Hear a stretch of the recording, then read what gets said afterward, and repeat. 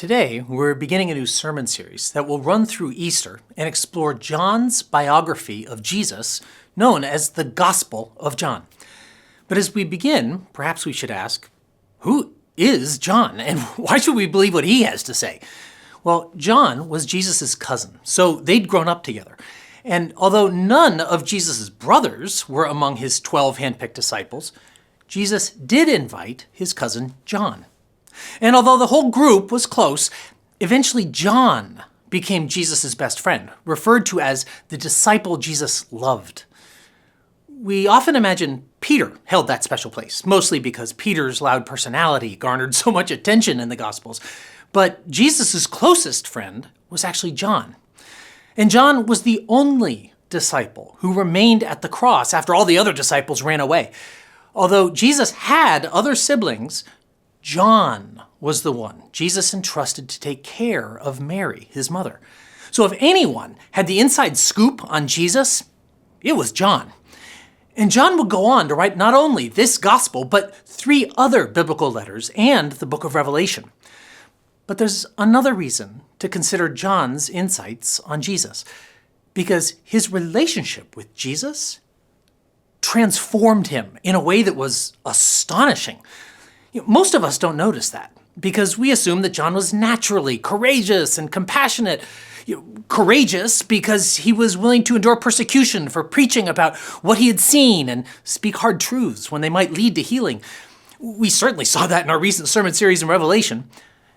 And compassionate because the letter we call 1 John is an appeal for Christians to love one another sacrificially like God does. He writes, "Whoever claims to love God yet hates his brother or sister is a liar.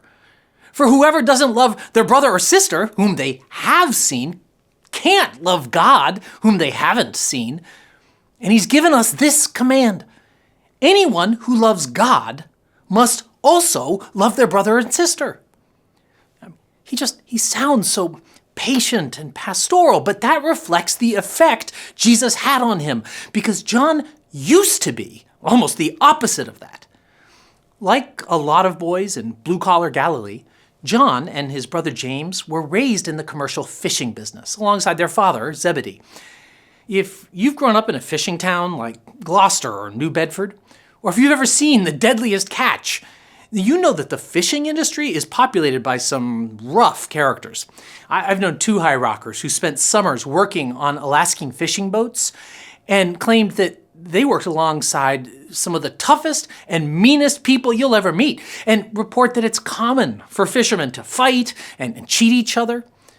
There's a reason for the expressions that someone swears like a sailor. And for John, this dog-eat-dog environment was only reinforced by a religious system that depicted God to be as bloodthirsty and nitpicky and vindictive as any boat captain could be. Every time they messed up or wanted anything, they needed to sacrifice an innocent animal to assuage the Lord's rage. He was like a mean Santa Claus who only bothered with the naughty list. And I emphasize this because however we imagine God relates to us shapes the way that we relate to others. It's said that we become what we behold, whatever we believe God to be. So if you were introduced to the God who is merciful and generous, then you're more likely to be merciful and generous. If you learned about a God who would fight for what's right and protect the underdog, well, then you're more inclined to do the same.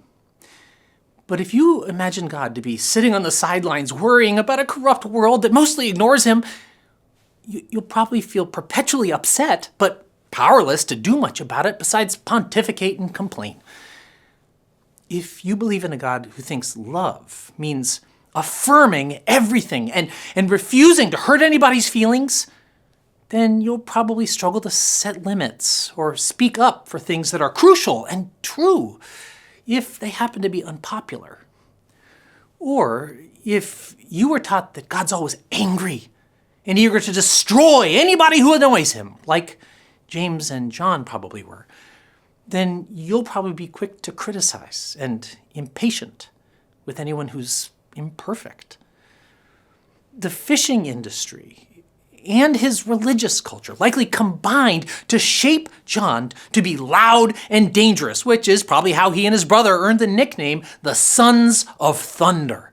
And we get a taste of their aggression when they decided that some Samaritans hadn't been friendly enough. And they asked Jesus, "Lord, should we call down fire from heaven and burn them up?" Now, I get it. That makes sense. If you've been taught from infancy that God is itching to execute anyone who inconveniences him. But can you imagine Jesus responding to that question? Really? After hearing me preach for the last 3 years about loving your enemy and forgiving sinners and turning the other cheek, are you seriously asking if I want to destroy them for being impolite? Yeah, that's what they thought. Sons of thunder. That's the world they'd always known, and the God they'd always known. I guess you can take the boy off the fishing boat, but you can't take the boat out of the boy. Or maybe you can. Because despite his intense personality and warped theology, something he saw in Jesus transformed this bombastic bully into the beloved disciple who gently enjoined, "Dear friends, let us continue to love one another, for love comes from God. Anyone who loves is a child of God and knows God. But anyone who does not love does not know God, for God is love." God is love? Where did John learn that? And there's something notable about how John understands love, not as endless approval, the way that we sometimes dumb it down today. John had discovered a deeper love that calls us to sacrificial action instead of selfish indifference. John didn't catch that on a fishing boat. So where did he first witness it? In Jesus.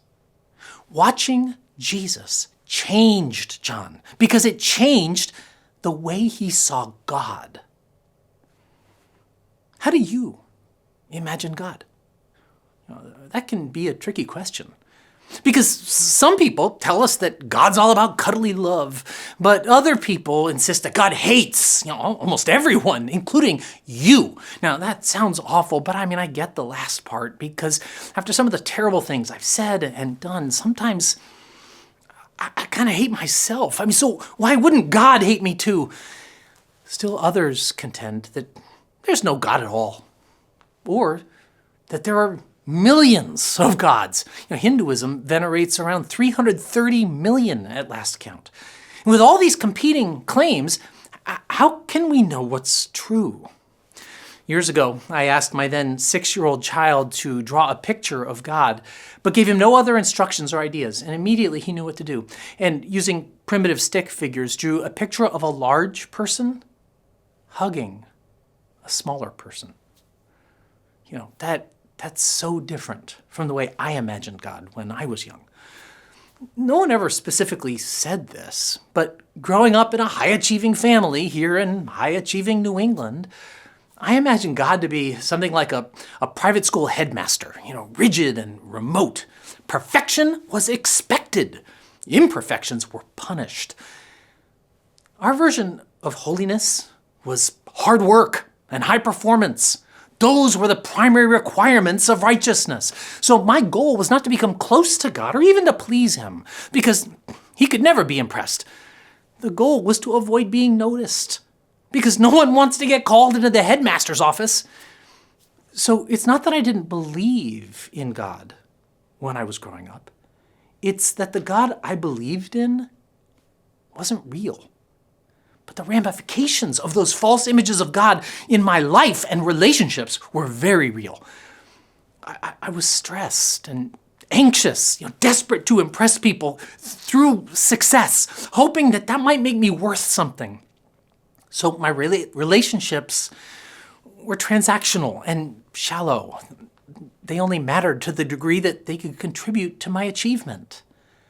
When anyone close to me was accidentally human, I was as impatient with them as I believed God was with me. Forgiveness? Well, forget about it. Proving yourself was the only path to redemption. What picture did you have of God growing up? And how did that shape you?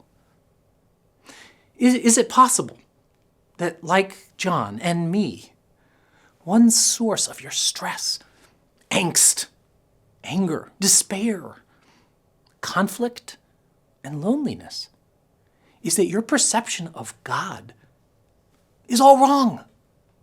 All of us, even atheists, have an image of God that influences us more than we realize. A.W. Tozer famously claimed that what comes into our minds when we think about God is the most important thing about us.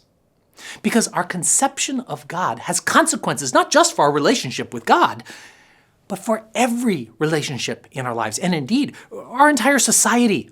Tozer continued, the history of mankind will probably show that no people has ever risen above its religion. Which makes me wonder, what's our religion today? Sociologists surveying thousands of Americans found that regardless of which faith they claimed, or none, most of them shared a common conception of God and religion, which he coined moralistic, therapeutic deism. Its three central tenets are moralism. We'll go to heaven after we die if we treat people sufficiently nicely. Therapeutic. The primary goal of life is to be happy, to feel good about yourself. Deism. God created the world, but doesn't really care about it all that much. So we mostly ignore each other until we need him to solve a problem. Forget the nuanced theologies of Christianity, Judaism, Buddhism, or Islam. This is the dominant world religion that shapes our current society and our lives.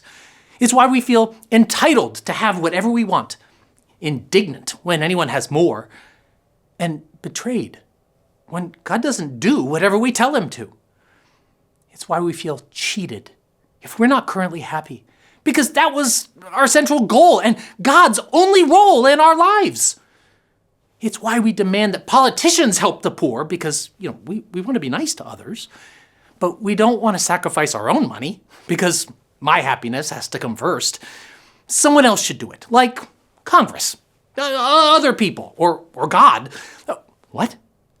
There are still poor people after I told the politicians and God to fix that? Well, I guess prayer is pointless because clearly God's not listening.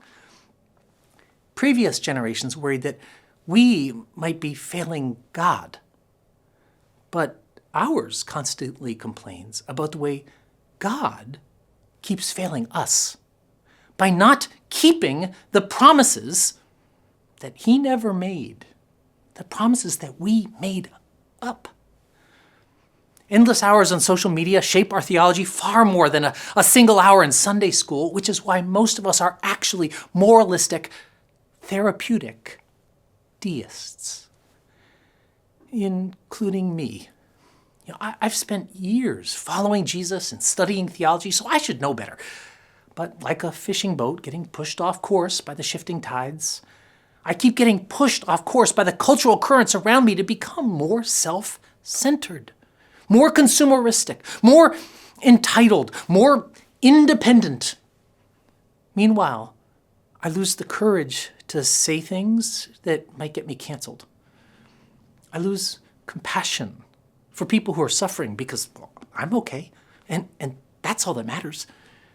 I assume that God doesn't really care about my selfishness or sins because he probably isn't even watching all that closely. And if he did notice, he'd understand because I need to do whatever it takes to be happy. But here's the tragic irony. Despite our religious pursuit of pleasure, we're not happy. Our moralistic, therapeutic deism promised to make us happy, but it doesn't work no matter how hard we work at it.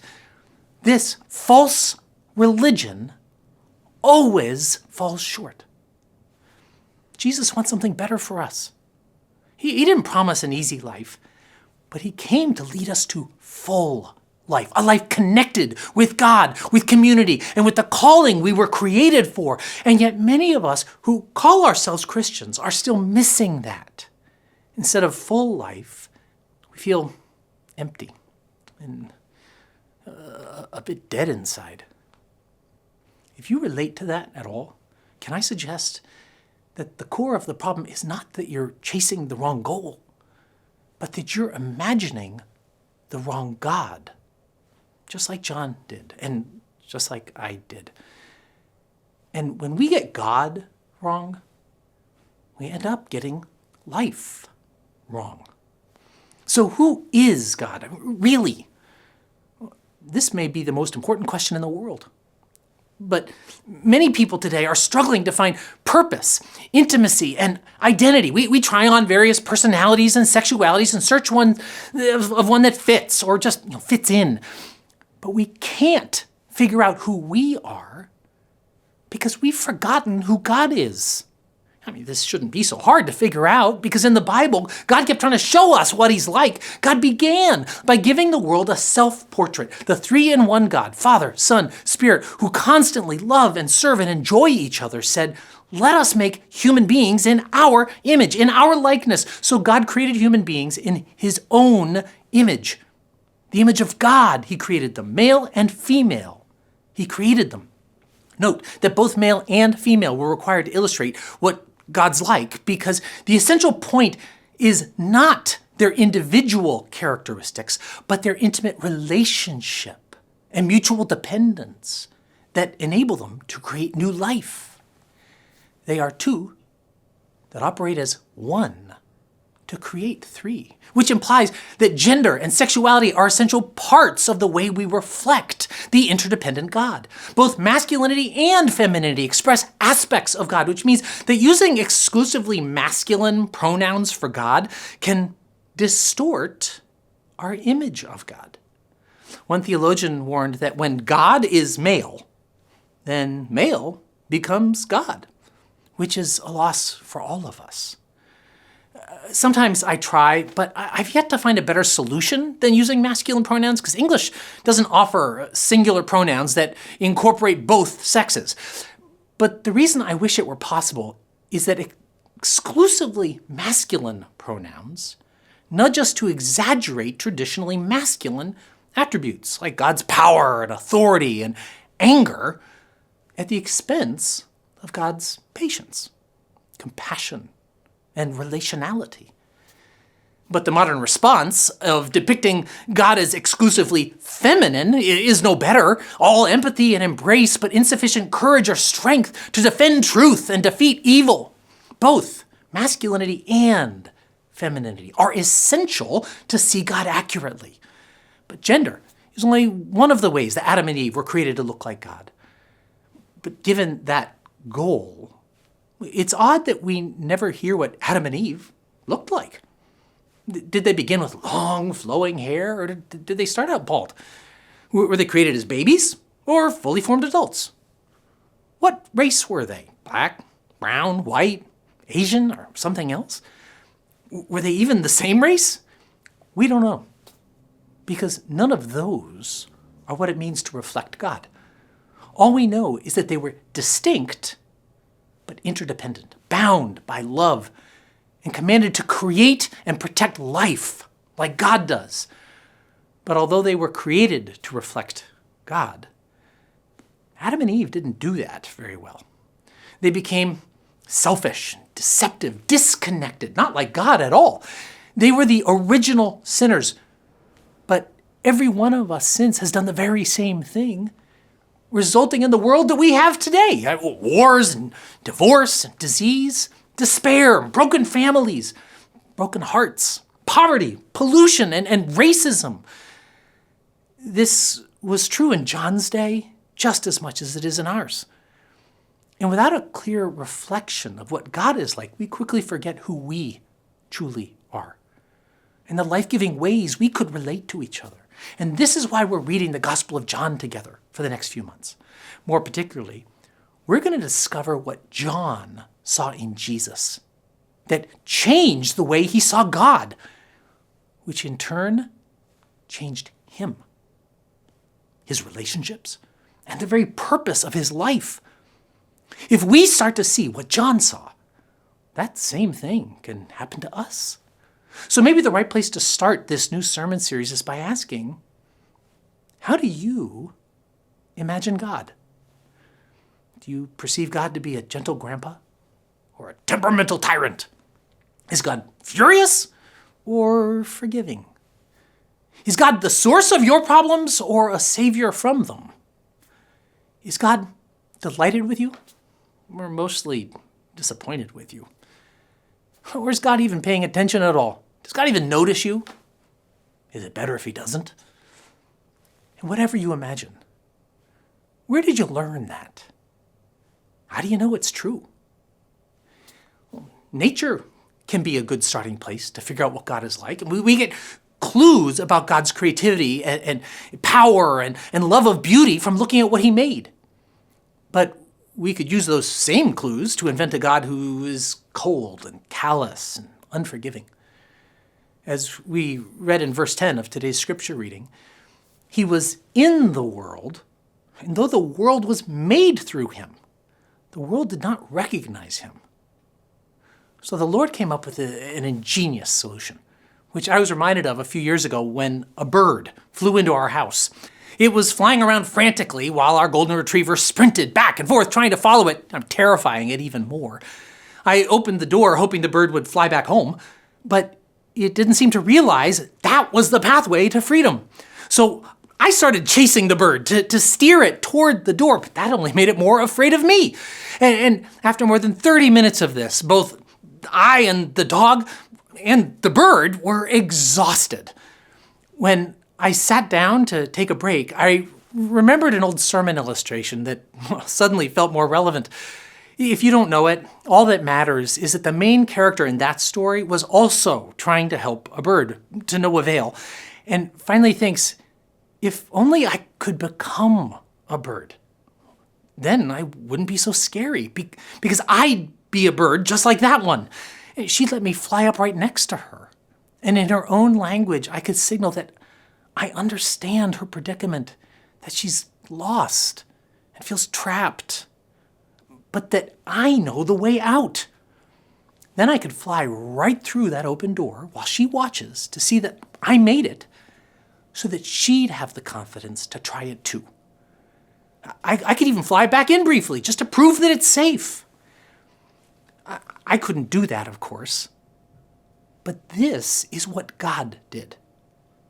Despite all that God had said and done already, people still didn't understand what God was like because he seemed so big and so different and a bit dangerous, just like I must have seemed to that bird. So in order to save us, God became a human, like us, to lead us back home. And that's why Jesus is such a big deal. It's God's way of showing us what he's really like, and to rescue us from our pride and violence and fear, and from our final enemy, death itself. In Jesus, God would show us himself, and then show us the way to get back home.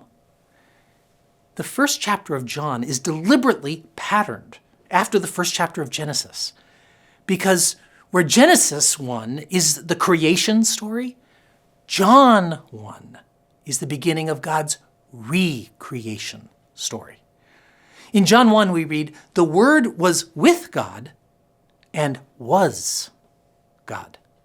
In Greek, the language the New Testament was originally written in, the word for word is logos, which translates to something like reality or truth. We see it in our English word for biology, right? Bios, the Greek word for life, and logos, it's the truth about life. Today, however, we use the word logo to refer to something that visually represents something bigger. Organizations use them to convey their purpose or identity. My favorite logos are for the Bronx Zoo, which depict animals with the New York skyscrapers in the negative space. In one look, you can see the zoo's mission, bringing wildlife into the city. The High Rock logo is an arrow pointing up, a home, and a burst of energy that emanates outward into the world. It conveys our mission, helping people follow Jesus to full life by connecting with God personally, God's people, and God's purposes. A great logo reveals what it represents. So Jesus is the perfect logo for God because Jesus shows us what God's really like. We read earlier that verse 14, that word or logos, the truth about God, became flesh and made his dwelling among us. Jesus is the visible image of the invisible God. After all of our messed up guesses, God appeared in a form that we could see and touch and relate to, like I wanted to with that bird. In Jesus, God looked like us, spoke our language, and shared our experience, including enduring loneliness, longing, rejection, and pain. Instead of coming as a king with special privileges, God came as a poor person in an oppressed nation. He came to show us not only what he is like, but what humans are meant to be. So he came as a baby who was weak and dependent on the humans he'd created. Think about how strange that is. God so loved the world that he was willing to get diaper rash, blisters, bee stings, betrayed by his friends, and beaten by his enemies. He entered into all of it. The first Christmas, after adopting 3 teenagers from a refugee camp in Africa, our family decided to read the Christmas story together during Advent. And when I read the part about Jesus being born among the animals and laid in a feeding trough, my African kids started chatting frantically in their own language. They were still new to English, so they asked me to clarify. Jesus was born in a barn? Yeah. More chatter. And finally they declared indignantly, no, God would never do that. It's disgusting. Now, I'd always imagined the manger scene to be so sweet and clean, but they'd lived with animals not so long ago, so they knew the reality. God would never stoop that low. I mean, it makes no sense.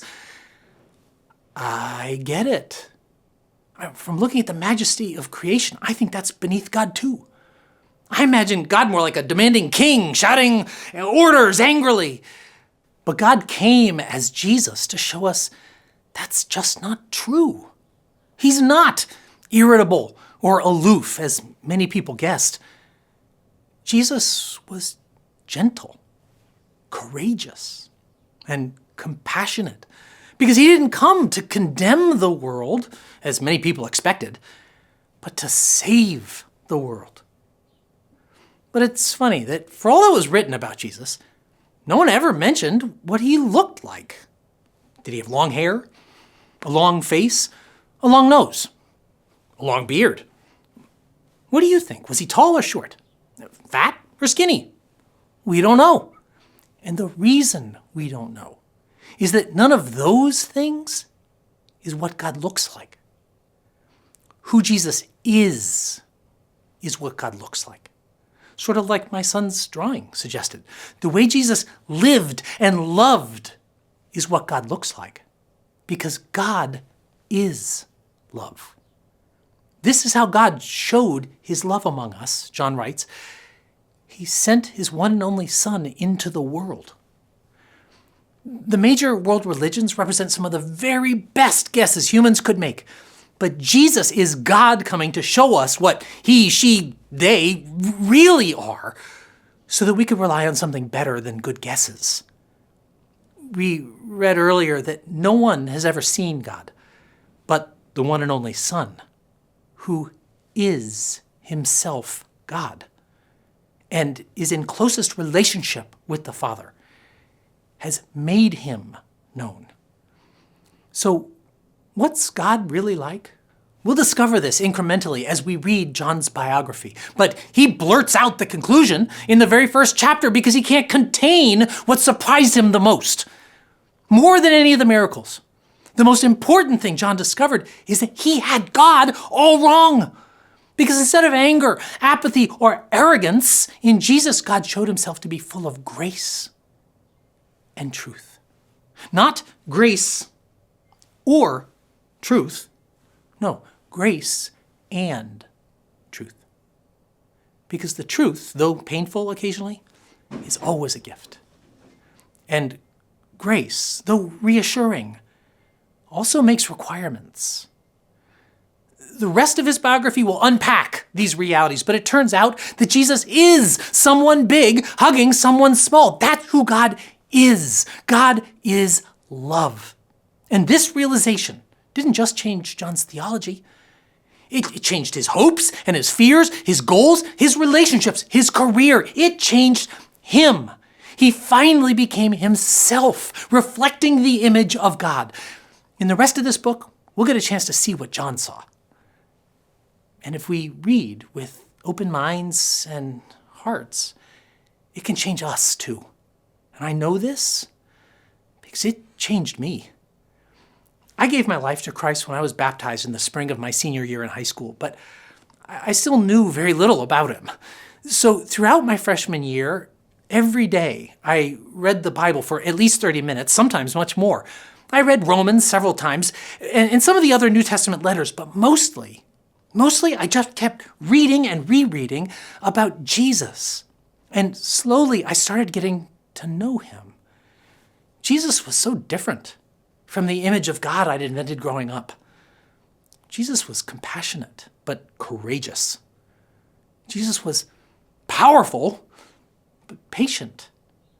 Jesus kept surprising me, defying my expectations and challenging my pride and self-centeredness. Getting to know Jesus changed me. It's still changing me. Because in times when I wonder what God must think of me, in times when I worry that God must be as disgusted with me as I am with myself, in times when I assume that God's too big or far away to care about somebody small like me, Jesus reminds me that the God who created the whole universe became a baby in a backwater barn to prove that there's no corner of the earth that God doesn't care about, and no person so small that they could ever be beneath him. Not even me, or you, or anyone. God's not a stranger anymore. God came as Jesus, and contrary to the pictures our culture keeps painting, the real God is full of grace and truth. And I need to hear this now as much as ever. Wintertime is challenging for me. Seasonal affective disorder is real. And every year around this time, I start to get discouraged. I wonder why I do this. Why do I keep serving in ministry? Because leading a church is hard. Why do I keep sacrificing so much for my family when my kids don't always seem to appreciate it? Why do I keep preaching when I'm still so flawed? And that's why a certain moment in the Christmas concert hits me so hard every year. It's the song that asks, who is this child asleep in the manger? Tender and mild, this intimate stranger, recklessly, wildly loving a dangerous world. This is our God, living and breathing. Call him courageous, relentless, and brave. This is our God, loving and reaching scandalous mercy and mighty to save. Hallelujah. This is our God. I hear that each year and I remember, that's why I do this. That's why I serve. That's why I sacrifice. He's why I do it. He's why I find life and joy in it, even when it's hard. Because God came as Jesus, full of grace and truth, to save us. And he sends us to offer grace and truth to one another. Seeing who God is again reminds me of who I could be, of who I was made to be for the world. So in this series, we want to reintroduce you to Jesus by letting you see him more clearly through the eyes of his closest friend and transformed follower. In addition to our Sunday sermons, each weekday our daily devotions will focus on the stories between our Sunday texts so that we can get a much fuller picture of who Jesus is. Because Jesus is the God that we're all looking for. And in Jesus, that God came looking for you.